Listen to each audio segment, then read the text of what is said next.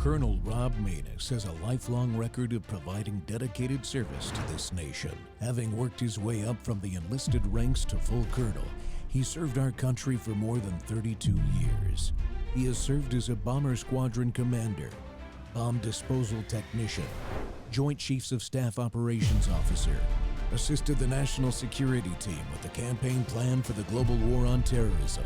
He authored the first theater nuclear war plan and served as the Vice Commander of America's largest airborne intelligence wing. Colonel Rob Maness is a true American hero.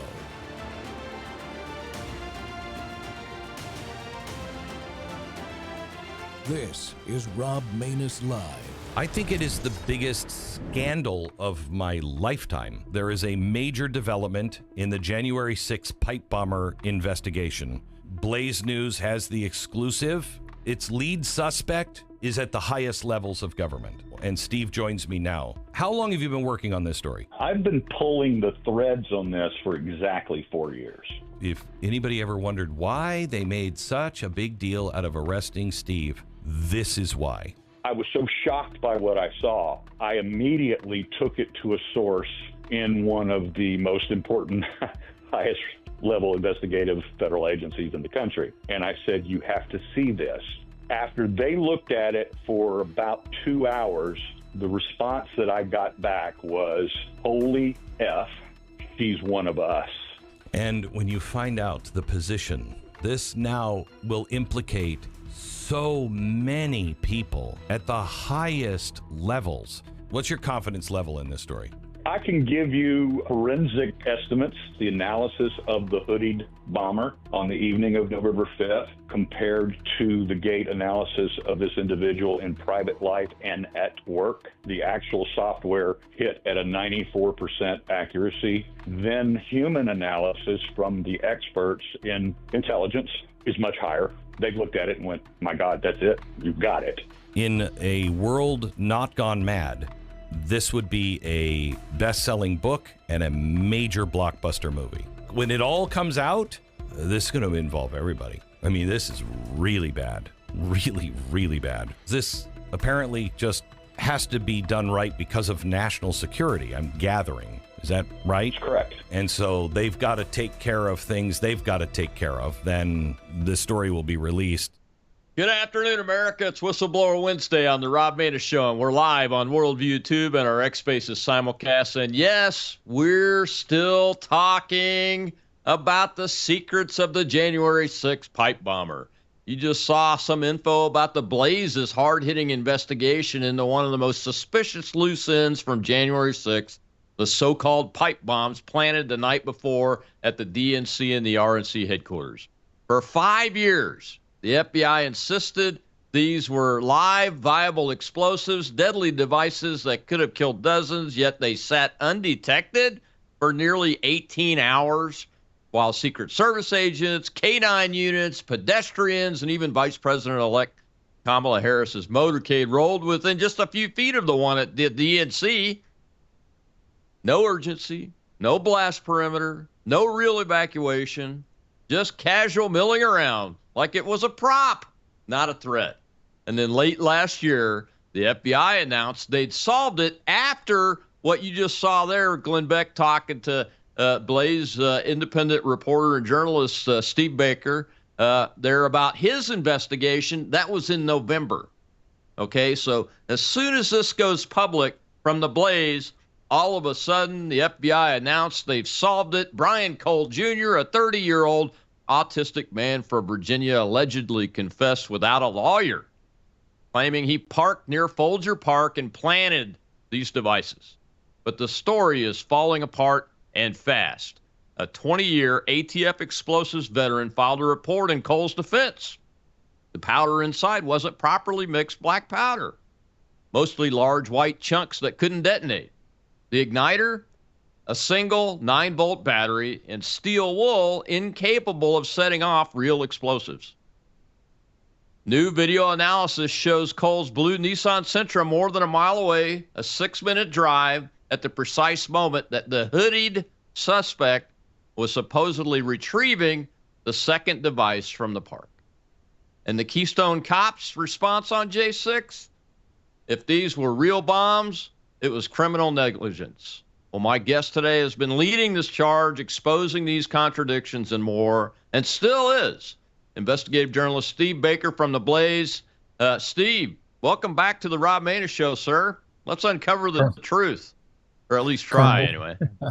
Thanks for having me back, Colonel. I appreciate it. As you know, I reached out to you pretty quickly after you guys broke your story, and I'm like, okay, I'm just kind of waiting on this to see what the other shoe is going to be. And then the other shoe is the FBI. All of a sudden, we solved it.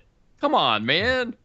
I just have to ask you for the record for the audiences, what's the biggest red flag of this whole incident that still leads you down the path to want to keep digging into this pipe bomb story?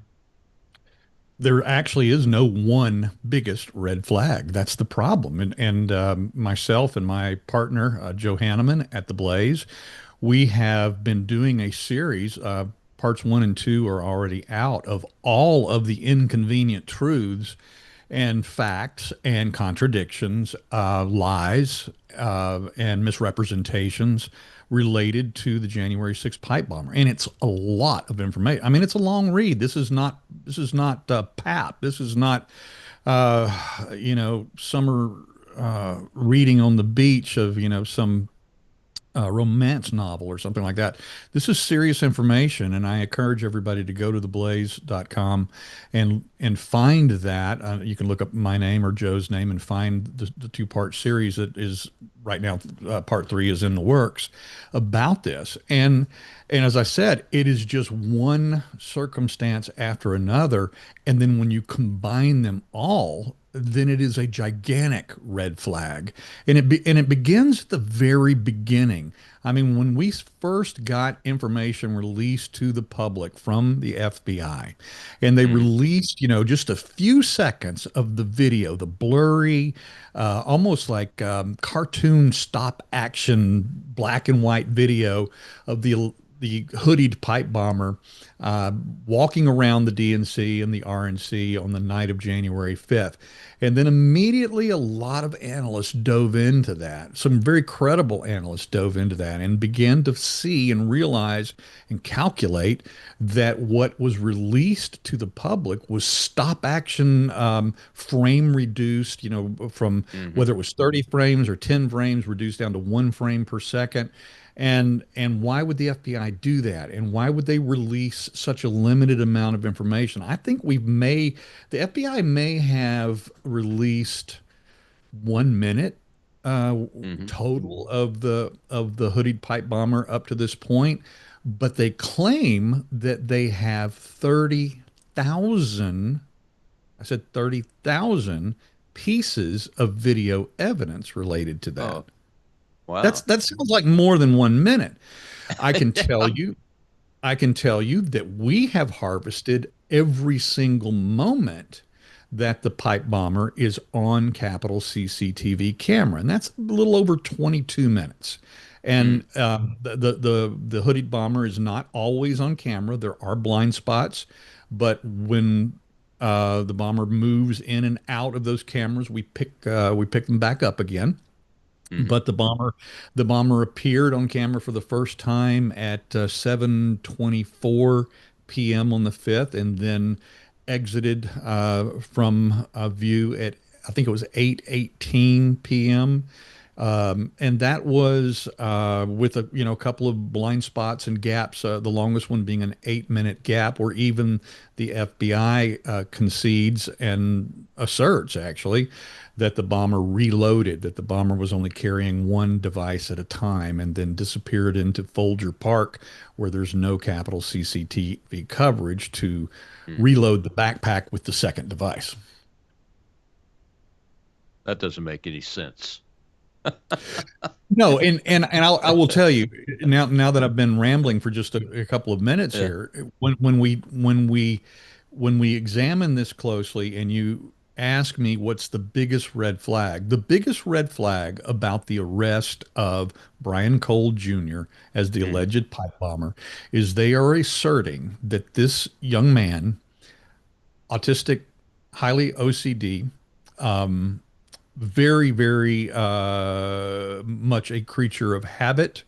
I have interviewed neighbors. I have interviewed the 7-Eleven store owner, where he went every single day of his life for 13 years to buy 2 Cokes and a pizza every day.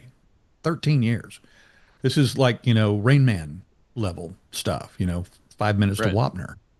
And so they're going to assert that this young man knew exactly where those blind spots were in Capitol CCTV camera coverage so that he could park his car in one of those blind spots, not be seen until blocks away, and emerge suddenly into Capitol CCTV video coverage at 7:24, and then know exactly when to exit coverage to retrieve the second device, then re-enters coverage, plants the second device, and then mysteriously somehow this kid knows where in the alleyway behind the RNC and the Capitol Hill Club that there's a hidden gate, there's a fence with a hidden gate. And when I say it's hidden, it's hidden. I've been there. I've videoed it. I've taken photographs of this gate. You can't even find the latch in the gate. Yet this young man allegedly told the FBI that he learned the route and figured out his routing for the distribution of the 2 pipe bombs from just going to Google Maps. Well, there's no way that Google Maps or even Google Street View would have shown this hidden gate with a hidden latch in it. I've walked through that gate twice myself. The first time, and the only reason I found that gate the first time, this is where the individual disappears into the night, and we Right. never see the bomber again. Is that the only reason I knew and could find the gate location? I knew that it existed because I had been told that from a congressional source. But the only reason I found it was because at the time there was snow on the ground. My first time to go back there and examine this area. So because there was snow and the residents and the locals who use that and move in and out of that area would know where this gate was, and so you could see the footprints in the snow going to this hidden. It's like they disappear into this gate. You go over there and you examine it, and you look in between the slats, and you can find the hidden latch, and then it opens into a church garden on the other side.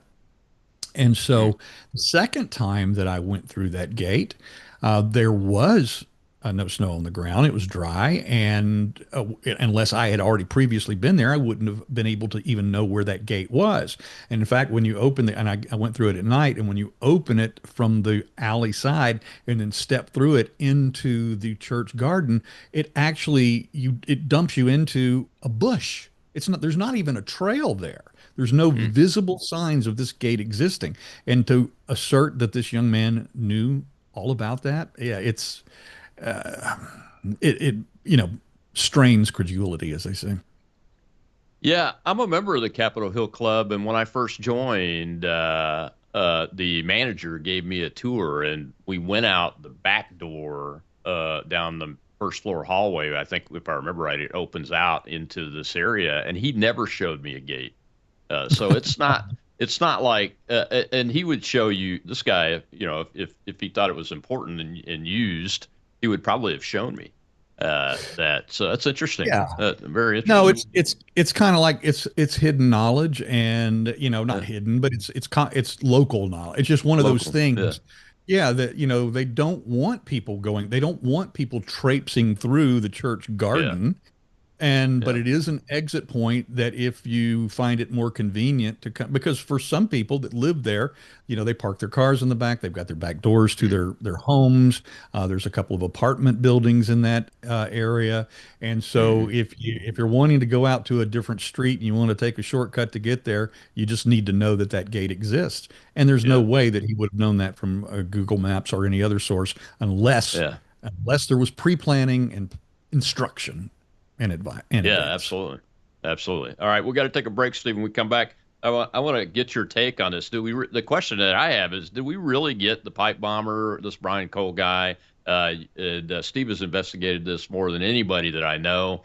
So I want to get his take on that based on what he has seen in his investigation versus what the FBI is telling us about him. We'll be right back with Steve Baker of The Blaze.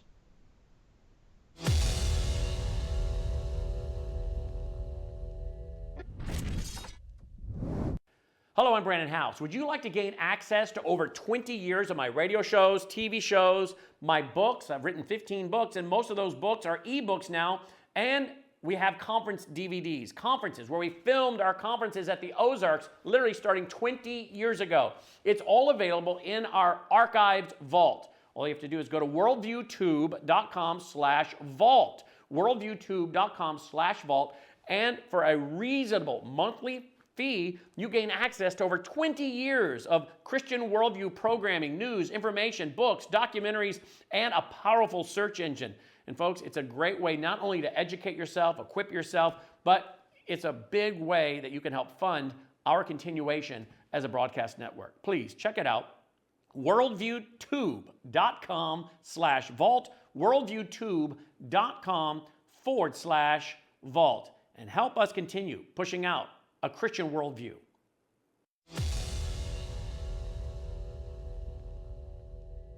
Person, and one of the biggest people they should have been trying to find, which is the person who laid a pipe bomb, which was a viable pipe bomb, we've learned. So did they misplace their priorities and the time and the attention away from, bigger issues and real things to go after, grandmother and grandfather? Also, House Republicans put out a report in early 2025 laying out some of the issues with the way that investigators approached the pipe bomb investigation, not securing the perimeter, a variety of issues that took place there. So obviously we have a lot of questions. We need answers. This is a great day to get this individual, but we've got a lot to learn. Those are important questions, especially in the culture that we're in, that is including the assassination and assassination attempts. And I should say more than one assassination, that National Guardsman, Becky. Sarah Beckstrom. So as we look at this, we know that pipe bombs were planted outside both the RNC and DNC. Welcome back to the Rob Maness Show. It's Whistleblower Wednesday, and my guest is investigative journalist Steve Baker from The Blaze. He's been investigating this. I mean, we're 5 years on now, in addition to all the other work that he's done around January 6th and other investigations and reporting and those kind of things. And Steve, there is just so much stuff. You heard in that clip there, and I think another clip's going to say it too, these were definitely viable devices. And my opinion has been for a long time that they surely don't look like they're viable and everything. And now we have this kid, this 30-year-old autistic guy, and he's the guy. We have him dead to rights. He confessed. But your investigation, your initial one that you did for years, the facts that you found, uncovered, and investigated with scientific technology, with common sense, with eyewitnesses, didn't lead in this direction at all, which led to whoever your source was in that federal investigative service saying, this is one of us. When you presented the information to them, I mean, how do we square that? Have you figured out how to square that yet in your own mind? I mean, you're probably the most knowledgeable person of the known facts that are out in the public. I have to, unfortunately, defer part of that question to the Blaze Media legal department. That's all I can say about that right now. And there is plenty, let's just say this. There is so much exculpatory evidence related to Brian Cole Jr. that makes him a very obvious scapegoat, patsy, fall guy, however you want to put it. I had an FBI whistleblower, not one of the suspendables, none of the scary guys that people love to hate nowadays, Kyle Seraphin and Steve Friend and the, as they call themselves, the suspendables. But this is a brand new whistleblower that came forward. He's not one of the suspendables. And he actually filed a whistleblowing protective disclosure with Congress. He has filed a couple of them now. He filed his first one with Barry Loudermilk, the chairman of the J6 Select subcommittee that's investigating everything related to January 6th. He filed it with Thomas Massie, and he filed his second one also with that would be Jim Jordan, the chairman of the Judiciary Committee in the House. And so I have spent face-to-face an hour in his presence with this particular unnamed FBI whistleblower, current FBI employee. And this individual told me, he said the reason why he was compelled to come forward is because in the early days after January 6th, when they were first deployed, and that was hit when I say they, that was his SOG group, Special Operations Group, which was a counter surveillance team. And when his counter surveillance team was deployed at a location in Falls Church, Virginia, to take up and watch a particular condo residence there, that one of the things that they were told immediately was that the bombs were not viable, because they needed to know that. They needed to know because that affects their tactical position and their stance and their preparations if they're going after somebody who might have explosive materials inside their residence. Right. They were informed by their own leadership at the FBI, but no, these were not viable devices. They were inert. And so that is one of the first things that we learned. And then, of course, we learned that, once again, years ago from Kyle Seraphin, because he was also on that exact same SOG team.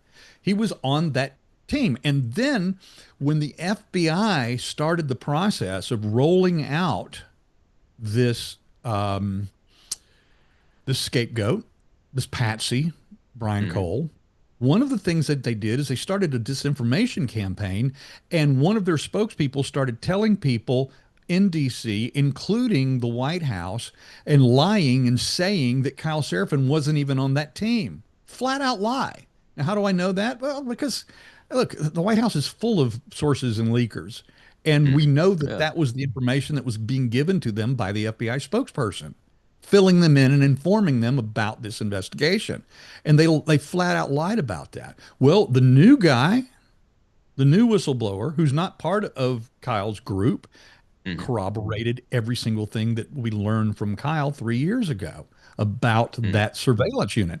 The second thing that he corroborated, and what really set him off and brought him to the point of being a whistleblower, is that they were only put on that address for 2 days. Now, just hang with me here for a second. I promise I won't bore anybody beyond, limit. But they were deployed with their counter surveillance team on January 12th, so 6 days after January 6th, because one of those residents, the residents that they were looking at, was the resident of what the FBI had identified as person of interest number 3. Person of interest number 3 also had been hosting at his residence on January 5th and 6th. Person of interest number 2. So have 2 POIs at the same address. They put them on the surveillance on the 12th. They pulled them on the 13th and sent them back to headquarters and field office to take phone calls. Pulled them off of the residence. And what angered this particular whistleblower is that they did not clear, the FBI did not clear person of interest 2 or 3 until 6 days after the 13th, on January 19th, before they even interviewed those 2 individuals. Now, I have personally met with both of them. I've spent 5 hours. We've never named either one. I spent 5 hours with person of interest number 2. And I know exactly why he was suspected, or at least a person of interest. And I would say that after 5 hours face to face with him, a 3-hour session, and then a follow-up session the next day, 2 hours, I would say that if I was the judge, jury, and executioner, I would probably clear him. I would say that about POI 2. But there's still questions out there about him and where he was and why he was there and what he was doing on the 5th in particular that are still unanswered questions and are steeped in high degrees of improbable behavior. Yeah, that's very interesting. And none of this townhouse, just to be clear, folks, this townhouse, these persons of interest have anything to do with Brian Cole. Nothing. Or his parents' house, No. or anything. Do we know any more about POI 3 and how he was cleared? POI 3 was cleared by a phone call interview. Now, this was the residence. He received a phone call from an FBI agent posing as a transit authority cop. Because POI 3, it was his Metro card that was used by POI 2 to go into the Capitol on the 5th and the 6th from Falls Church and attend the events and rallies that were going on there those 2 days. And because of that, they had one of the agents pretend that he was a transit authority cop and make that call. And it was a very short call, and they cleared him on the 19th. They had POI 2 was visit. He does not live in Virginia. He's out of state. And from his residence in another state, 2 FBI agents showed up at his residence on the 19th. How do I know it's the 19th? Because I actually have the screenshots of the messages he got from the FBI as they were outside of his door texting him saying, hey, we're outside. We want to talk to you. That's screenshots of it. So I know it was the 19th. So they certainly had not even interviewed him yet, but they had cleared both of them 6 days, not 6 days after they pulled the counter surveillance team, which is incomprehensible. You're talking about the most serious crime of January 6th, the placement of weapons of mass destruction, including a possible assassination attempt of then Vice President-elect Kamala Harris, who was inside the DNC that day. And they pulled the surveillance teams and put them on the phone back at headquarters. Yeah, I mean, that's another thing. It does up to the brain in here that's an old EOD tech and supervised law enforcement, has had his own investigative and intel shops working for him from this perspective. None of that makes any sense to me, Right. along with thousands of other things that don't make sense to me, that you would pull your surveillance before you clear somebody on something that magnitude. And the utter silence about the attempted assassination attempt on Kamala Harris by at least the Democrat politicians that are in office is more than puzzling. It's troubling. I don't understand it. If Donald Trump had been at the RNC or at the Capitol Hill Club that day, we would be calling that an attempted assassination attempt at the RNC headquarters. And it just absolutely makes zero sense, Steve. None of this does. That's why I want to do the show again. And Right. we've done this show a couple of times over the years, actually, as you've discovered things. We got to take another break here in about a minute, but you've done a long form interview with Congressman Tom Massie, who I think is probably the elected official that has the most level of detail in his mind and has looked at the most things on this. So I'm curious after the break, get your take on him. I didn't want to use any clips from your interview of him here because I want people to go watch it. I watched it, but I want to give you the opportunity to speak to what you learned from him. And again, let's go back to this device and this Brian Cole guy that's the accused here, and continue to talk about him because none of this makes any sense.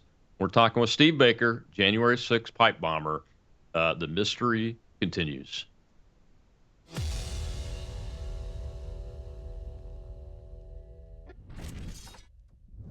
We have a big announcement, folks. It's called Bella Melt. In the first week, you lost 3 pounds on this, right? That is correct. Your GLP-1 is a natural hormone that's in every single one of our bodies. And your GLP-1 lets you know if you're full. It's a satiety hormone. So when your GLP is working properly, it does help suppress your appetite as well as reduce those cravings. So what it's going to do best is it's going to reduce your sugar cravings or any other cravings you have in your body. It's going to suppress that appetite. But where Melissa got the most benefit, I think, over the last week was the L-carnitine. The L-carnitine tells your mitochondria, this is where you make, we've talked about it before, this is where you produce energy in your cells. It actually tells those mitochondria to burn fat for fuel. MelissaHouseBG.com just now introducing for the first time Bella Melt with GLP-1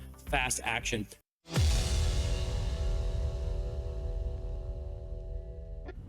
New York Post reporting that this suspect, Brian Cole, had possible anarchist leanings. I have other contacts that spoke with people that lived in the neighborhood, that knew him.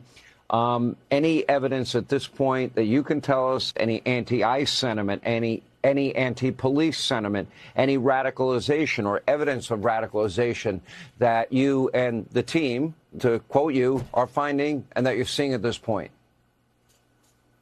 Well, the assistant director in charge of the Washington field office is an absolute manhunter. Darren, you saw him at the press conference today. In just the last couple of months, he's had to deal with the tragic National Guard shooting, Washington Safe Streets program. He's been dealing with this case and other public interest cases as well. I say that because this was a lengthy investigation. This did not just happen yesterday. We've been doing this for a while. As legal process starts to come out and filter out into the public space, you may see some more stuff tomorrow. I don't want to get ahead of it, but you'll see more. And I want to be very clear with the public. This is chapter 1 of a 10-20 chapter book. This investigation is not over at all. The investigation has just begun. We've interviewed the subject at length. We are still going through an enormous amount of process, accounts. So it would be very early for me to get out ahead of that on motive. I mean, obviously the motive was to drop a couple bombs and, that could have killed people. But what the actual ideology and motivation, I want to be cautious that this gets done correctly. And sometimes smooth is fast.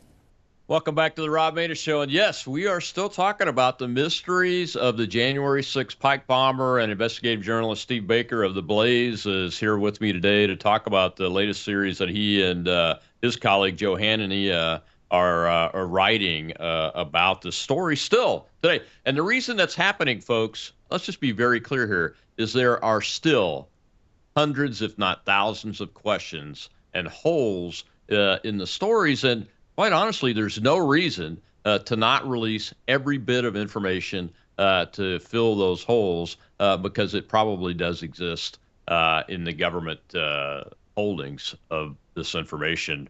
And Steve, one of the things, I think I watched 15 interviews of Dan in different venues as I was prepping for this show, and what you just heard there is in every single one of them. Right.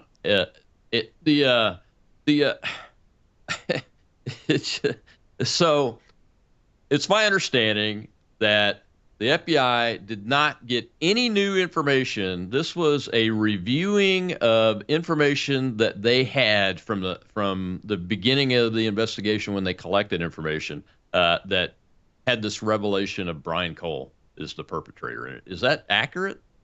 Well, that's what the FBI has told us. That, as a matter of fact, what they did is they brought in a quote-unquote red team of outside investigators.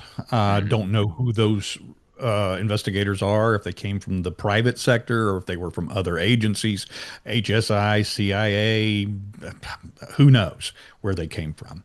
But nevertheless, as a result of their re-look at 5-year-old evidence is they say that's what led them to Brian Cole. And of course, then you have the 4-hour interview that he references. We have interviewed, the suspect or the subject. And of course, in that interview, after 2 hours of putting information into this autistic young man's head, they take a 20-minute break. Brian Cole puts his head down on the table. They come back in, sit down, and he raises his head up and he starts confessing to the crime. And it's an interesting thing that happened because as it happens, the highest demographic of individuals who offer up false confessions in these interrogations are autistic individuals. Books written about it. This is not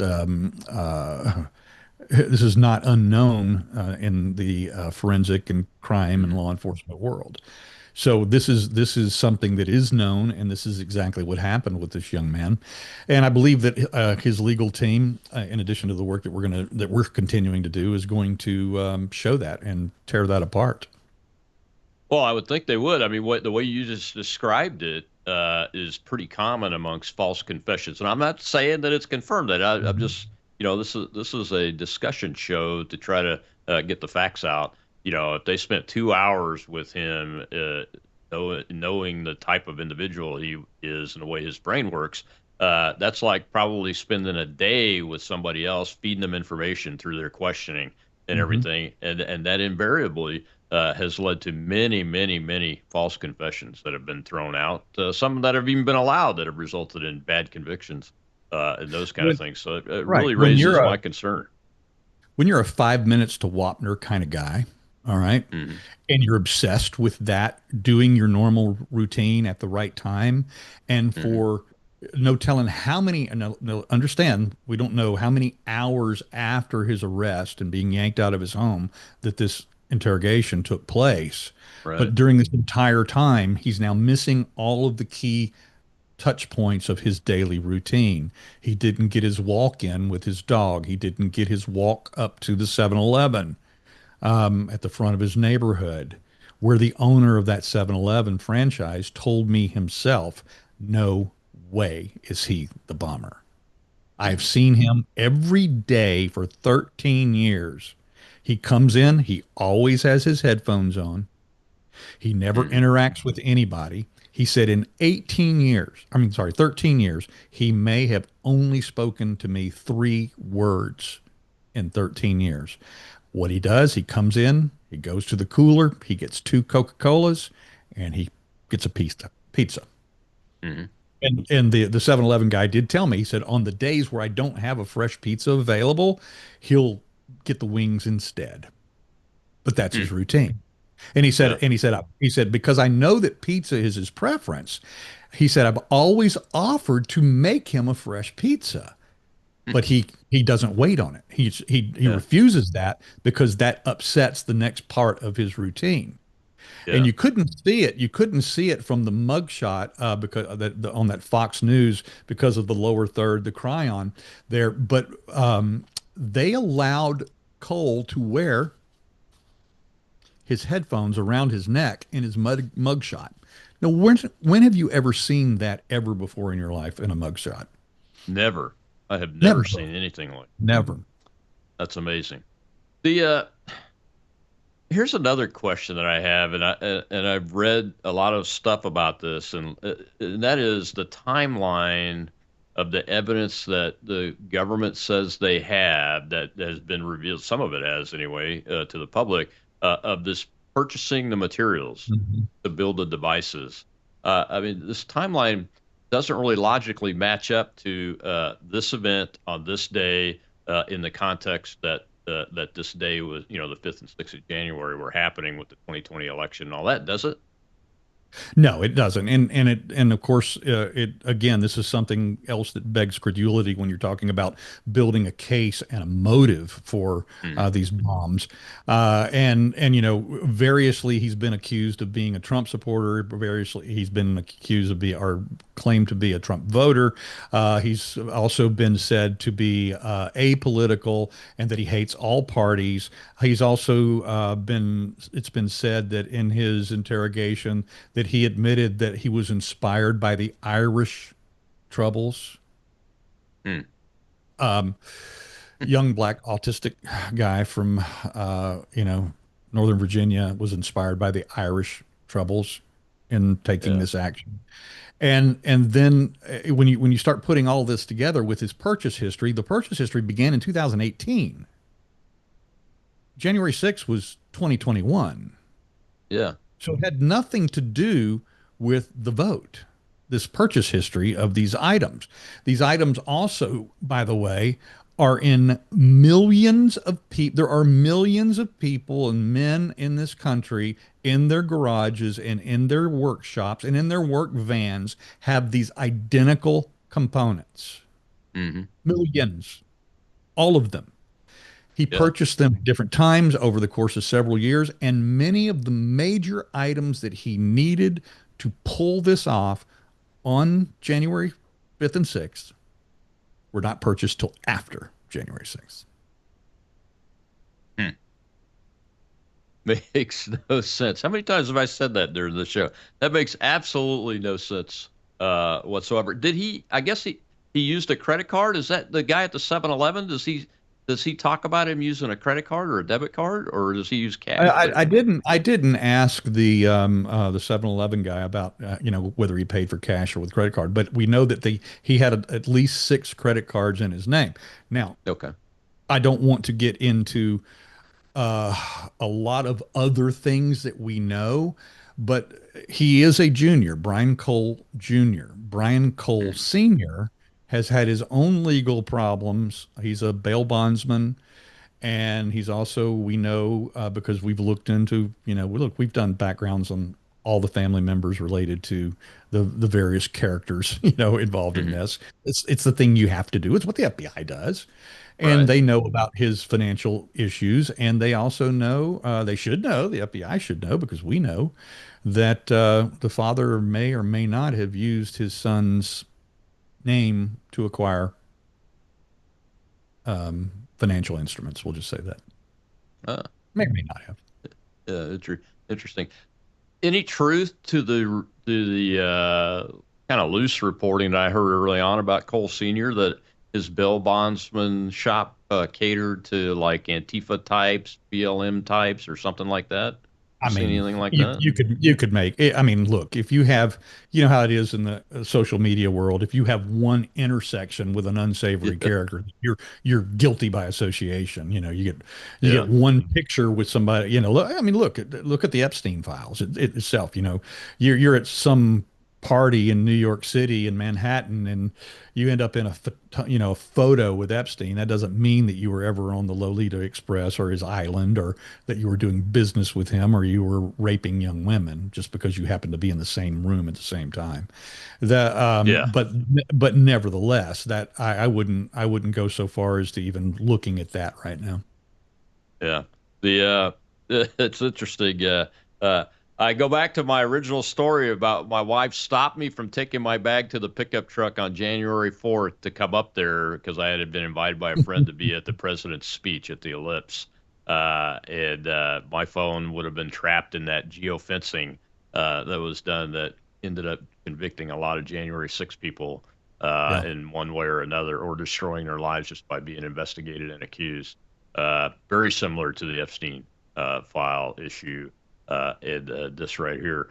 We got to take another break here in a second, Steve, but I want to talk about the device and a little bit more about its legal team. I have found one clip from one of his attorneys that will play coming back into the segment. But the device itself, the Blaze, Steve's colleagues done a great report on the device itself and what this Bureau of Alcohol, Tobacco, and Firearms former agent, 20-year career agent, wrote about it on behalf of the defense of Brian Cole Jr. about the device itself. And I still think I'm right. If it's not a training device, it's at a minimum not a viable device. And we need to get to the bottom of that, because there's a vast difference in the crime if it's a viable device or a non-viable device, because you have two different sets of circumstances and intent there. So I'll be right back with Steve Baker of The Blaze. Yes, we are still talking about the mysteries of the January 6th pipe bomber.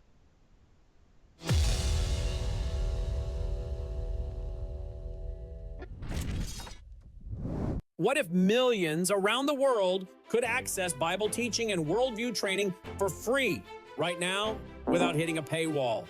That's exactly what happens every day at worldviewtube.com because of the Worldview Weekend Foundation.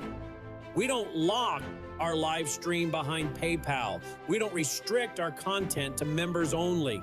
Instead, the Worldview Weekend Foundation helps cover the cost of delivering free educational and ministry programming to people across the nation and around the world. And it's not just programming.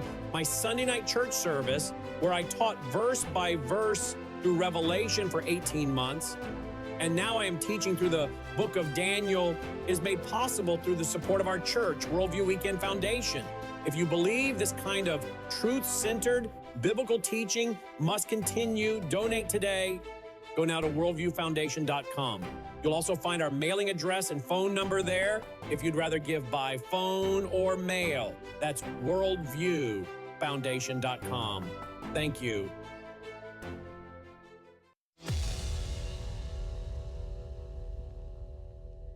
Fox 5 exclusive. For the first time, we are hearing from the lawyers representing accused pipe bomber Brian Cole Jr. It was a wide-ranging interview today with our Katie Barlow, who's here now with the latest on this one. Katie.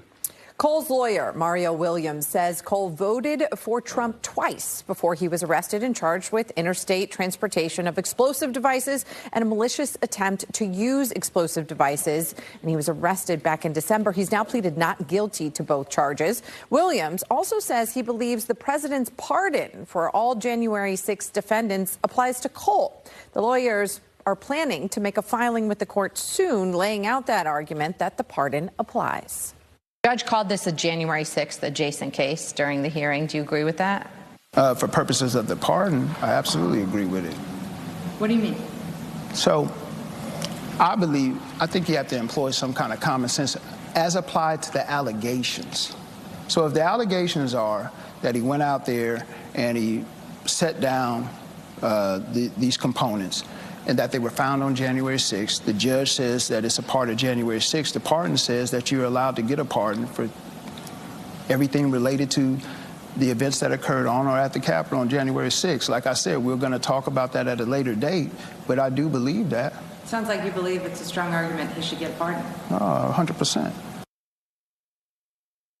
Of Trump's pardon is broad. It says the president will grant a full, complete, and unconditional pardon to all other individuals convicted of offenses related to events that occurred at or near the United States Capitol on January 6, 2021. The government says Cole confessed to making the homemade devices and walked investigators through how he built them before driving to Washington, D.C. and placing them outside the RNC and DNC headquarters the night before Congress certified Joe Biden's victory. When the government put details of what they call Cole's confession in a public filing, Cole's lawyers demanded to see the evidence of the confession. Williams says he's now watched a recording of Cole's interview after the arrest. He says the statements that are in the government's filing are missing context, and at some points, the government is making affirmative false statements, he says. But you're not saying the government's lying. Well, I'm saying that I believe the manner in which the government made those statements is incorrect and acontextual, and in some instances, absolutely false. So a lie. The government's lying about what some he said. Some of the representations that the government made, in our opinion, are false. You can see more of our conversation on fox5dc.com and this week's episode of In the Courts. Cole is due back in court on January 28th. Welcome back to the Rob Maness Show. It's Whistleblower Wednesday. We're live on Worldview Tube and our X Spaces simulcast with Blaze investigative journalist Steve Baker, who has been investigating this for many, many years. And Steve, I had to play that clip when I found it because it's the pardon question is very intriguing. But Mr. Cole's lawyer has a point if you're looking at the law on that. But what's more interesting to me is that he thinks the government is lying and taking things out of context in the interview that they did, and you couple that with what the ATF agent wrote about the viability of these devices, and it doesn't sound like they really have a case. I don't think that they have a case that can be won in front of a DC jury. I don't think that a DC jury would ever convict a black autistic young man. Not with as many holes as are popping up in this particular narrative. Now, let's talk about that pardon just for a second, okay? It says related to January 6th. Okay. So what you're saying is that Brian Cole Jr. was placing those bombs with only a 1 hour timer on them, kitchen timer, on each of the devices, 17 hours before they were discovered, and you're expecting us now to believe that they're related to January 6th. That would imply that Cole was part of a conspiracy and knew that January 6th was going to happen. I didn't know it was going to happen. The FBI certainly did. We have their notes from their tabletop exercise weeks in advance that they predicted something like this could happen. The New York Police Department predicted and warned the Capitol Police that they had a what storm coming that day. Yeah. Many other intelligence agencies warned, including elements of the DOD or DOW now, DOD then, that there was a possible big event coming that day that was going to get out of hand. So you're going to tell me that Cole knew it was coming, and that's why he chose the time, the place. And if he knew it, and it was a part of January 6th, this is why I don't think that the pardon is going to apply. Because it has to be related. Well, if it was related, then they had to have a 24-hour timer on them or a remote detonation device, which neither device had. I want to jump to something else real quick. I want to talk about this. And this because, there's stuff that comes up in my X timeline every single day about the pipe bomb. Whether I'm posting about it or not, there's always something there. Yeah. And one of the most interesting aspects, and this is something that people, and I saw it today, and it's why it's on my mind. Somebody responded to one of my tweets and said, it's highly unlikely that Brian Cole Jr. would wave at the Capitol Police car as the Capitol Police car was as the bomber was walking in front of the Capitol Hill Club, and there was a Capitol Police car coming from the other direction, and it looked like that he sticks his hand up and he waves, or whoever the person is waves at the Capitol Police car. I will tell you that 2 years before this new explosion and reporting initiated by us, and this arrest by the FBI 5 years later of this young man, Brian Cole, is that I had a discussion, and this goes back to your references to Thomas Massie as being the guy, the congressman most on top of the pipe bomb issues, and in fact he is. But the reason that Thomas Massie was most on top of it is because the senior staff member that he had in the 2 years leading up to the new administration was a guy by the name of Marshall Yates. And Marshall Yates was the primary investigator looking at the pipe bomb issues and putting all of that together as a senior aide to Thomas Massie.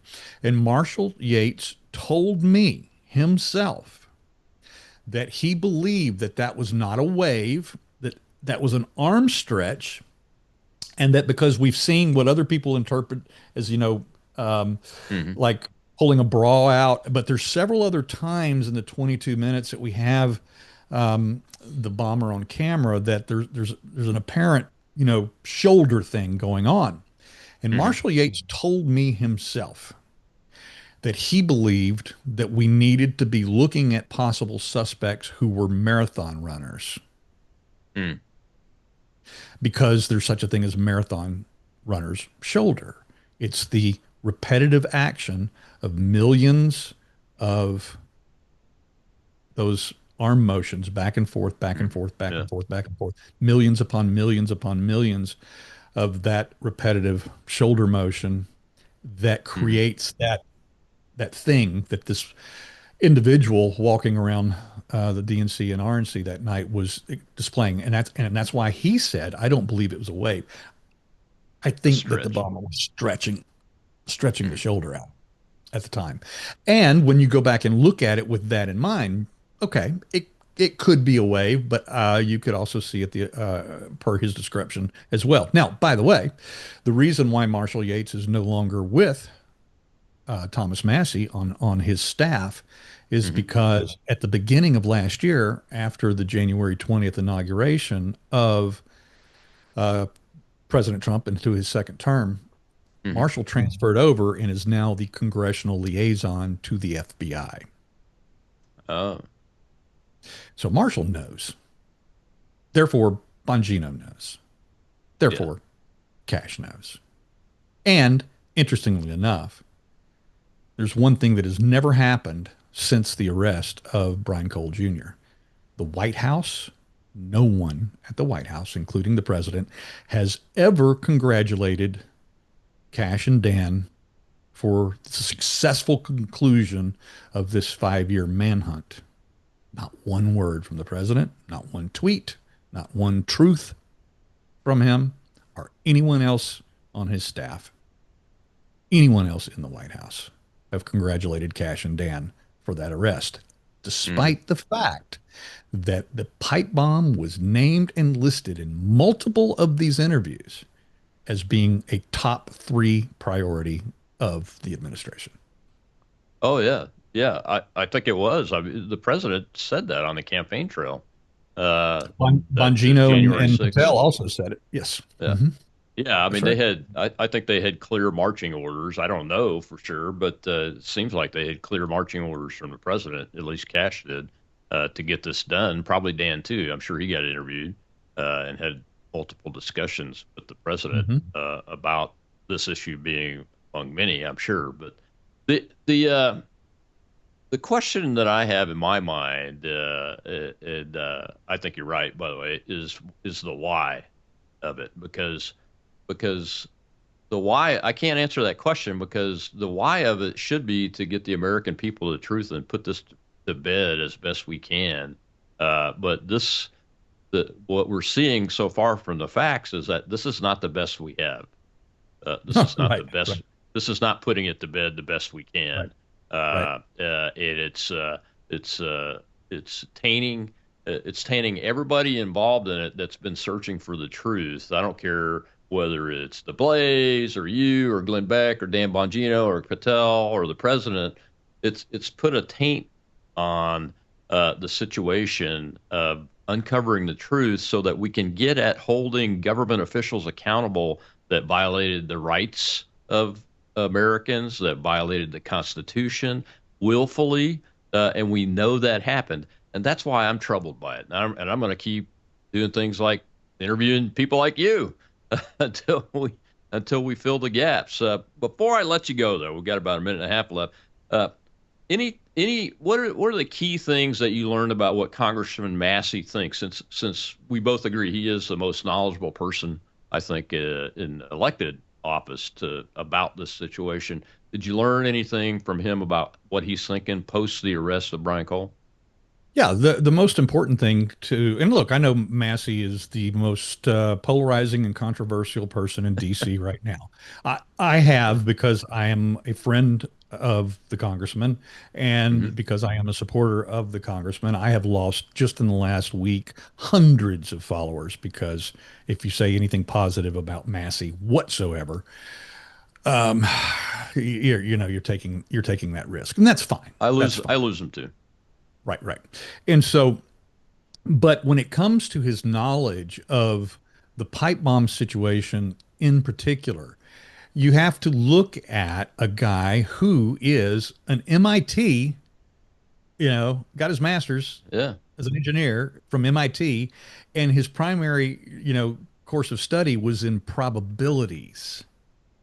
And as he told me in that interview that I did with him on this very topic, he said, he was already something on the order of 95, % convinced about the pipe bomb situation, and that the research that we have done recently brought him to 99% and probably closer to 100 in terms of whether we have it right or not. And look, I am absolutely. I'll tell you two things that I am absolutely convinced of.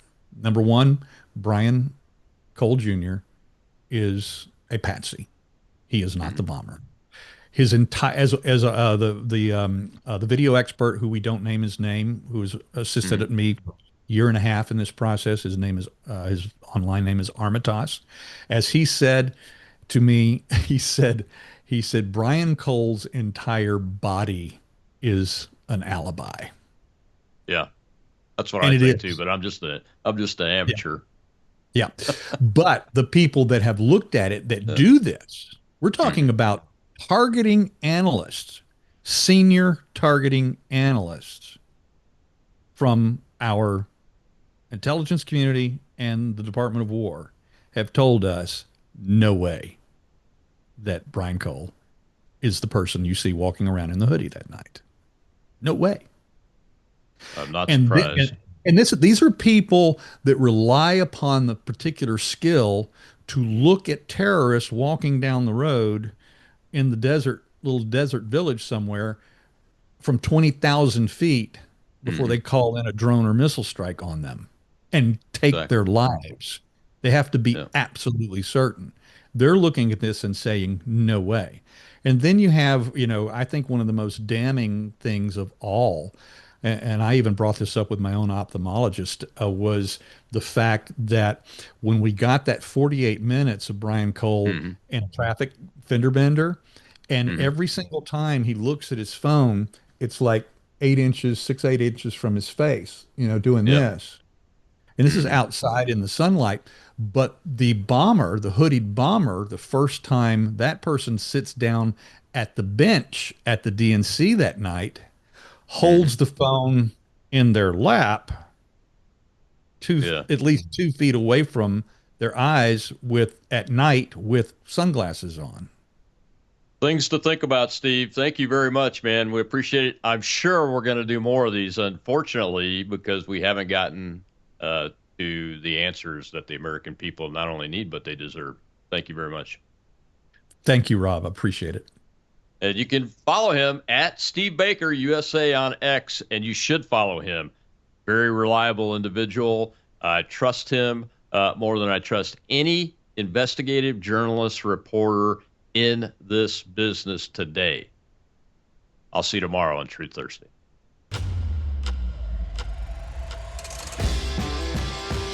Alrighty.